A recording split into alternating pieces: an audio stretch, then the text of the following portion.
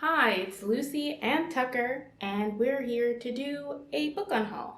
I think this is the first one I'm going to be doing in a long time. I don't think I did one last year. And I wanted to do a nice little bookshelf / office reorganization. And I also wanted to do a video where I showed you every book on my physical TBR. And it didn't really make sense to do either of those videos until I got rid of books that I didn't want anymore. So here we are for the unhaul. I'm also taking this opportunity to do the unhaul challenge that Books and Lala originally came up with. She has since taken down her original video, so I don't even really know if she wants it attributed to her. I'm just going to be using some of those questions that she came up with originally to jump off on deciding what books to get rid of. A book you rated low, The Taking of Jake Livingston by Ryan Douglas. I read this in 2021, I got this arc, and I believe I put this on my worst books of 2021 list, and that's because I just didn't like it that much. I thought it was just okay, basically. It was just missing a lot of things for me, and I thought that some elements of the plot and the characterization were lackluster for me, so hence it ending up on that list, and hence being a book that I rated low. I think I ended up giving it 3 stars maybe, which isn't super low of a rating, but of the books on my shelf, I think this might be the book I rated lowest, because I tend not to keep books that I don't like a lot, or not like a lot, but like don't like. So I doubt I have any books that I rated under 3 stars on my shelf, is what I'm trying to say. A book you changed your mind about. Love Letters to the Dead by Ava DeLera. This is a book. Yeah. This is definitely one of the oldest books that I have on my TBR. This I definitely got from like a book outlet haul, if that gives you any indication of how old this book is. And I originally got it because it was kind of marketed as being similar or like for fans of The Perks of Being a Wallflower, because this main character writes letters, which was the whole thing of Perks of Being a Wallflower. And in this book, she writes letters to dead famous people, basically. This just seems like a book that will be on the younger end of YA, and I feel like I'm really outgrowing that, and I just don't think that this will be a book that I love. I might enjoy it, I might give it 3 stars or so, but I don't think I'll love it, so I feel like there's no point in keeping it, and I'm not like hankering to read it anytime soon. So yes. A series you won't be completing. Wings of Ebony by J.L. This is the first book in a duology, I believe, so in theory I only have one more book to read, but I just don't think I'm ever gonna get to that, and I don't really care to. This book was really enjoyable for me, but I would have preferred it probably as a standalone, and I'm still gonna recommend it because I did enjoy it. I thought it was a good read, especially if you have teen readers in your life. This is a YA urban fantasy about a Black teen whose mother is violently killed, and she finds out that she is half human and half this other magical being, and her father, who is that magical being, ends up whisking her way to where he's from, and she wants to get back to the human, not world, because this is just like another island basically, but the human population, I guess, because she discovers a plot where Black kids are being forced into crime and violence. And yeah, like I said, would be good for a YA teen in your life, for a young adult in your life, or a teen, whatever you prefer.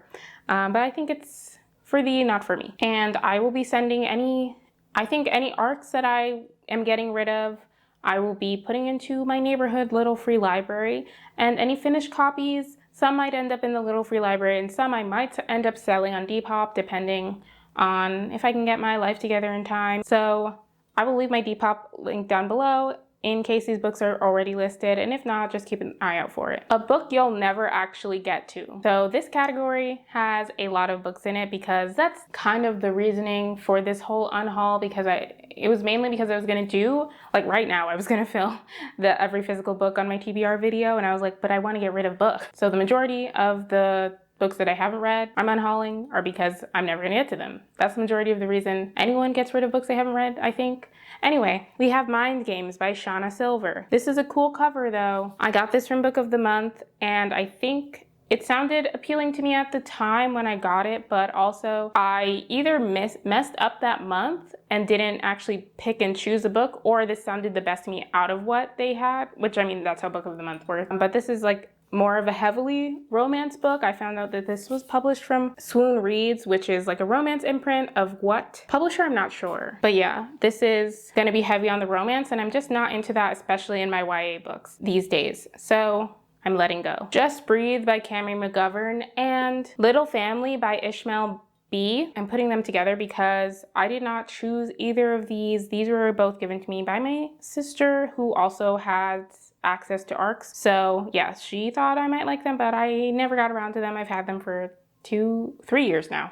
So yeah, sorry to my sister. A book you didn't buy. The Upper World by Femi Fadugba. I was sent this unsolicited from Scholastic, and it sounded interesting when I got it, but also I realized I don't like time travel in books. And this is a time travel book. It's about physics. One of the main characters can see into the future. And yeah, I don't like seeing into the future. I don't like being able to travel to the future or the past. I don't love that in my life. And like sometimes it can work, but I don't know about it. And also I didn't really request this. And I have a lot of other books that I want to get to.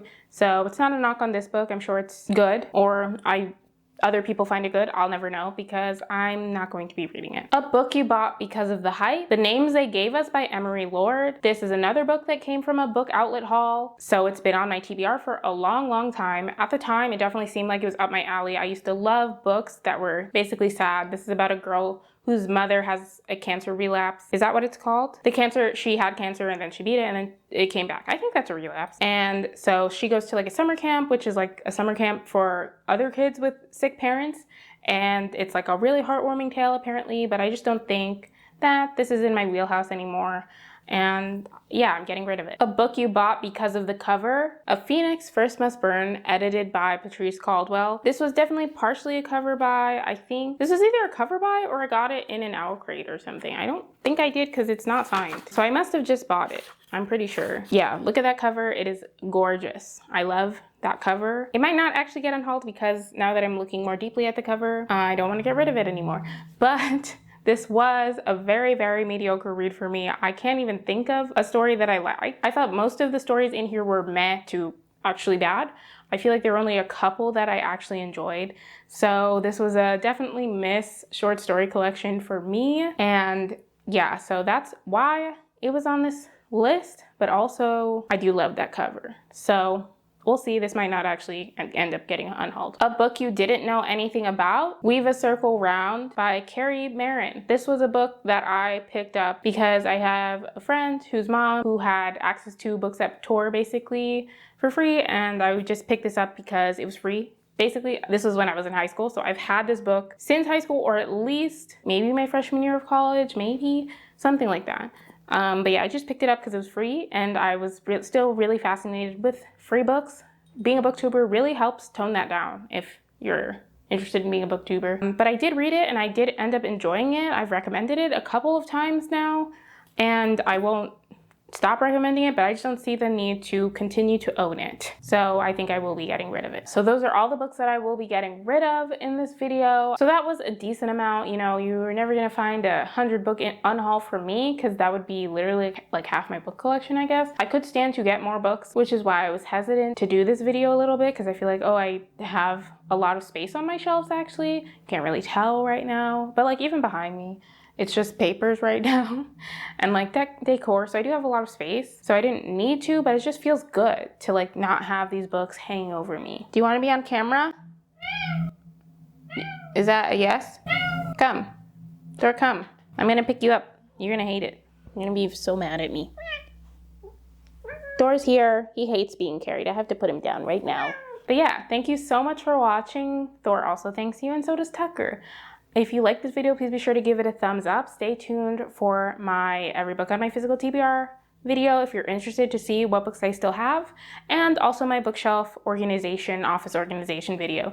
Don't know if I'll be doing a bookshelf tour, but hopefully the organization will be good enough. Leave a comment down below if anything caught your interest. Let me know the latest book that you've gotten rid of, and an emoji that represents such a thing. Thank you again for watching. I'll see you in my next video. Bye!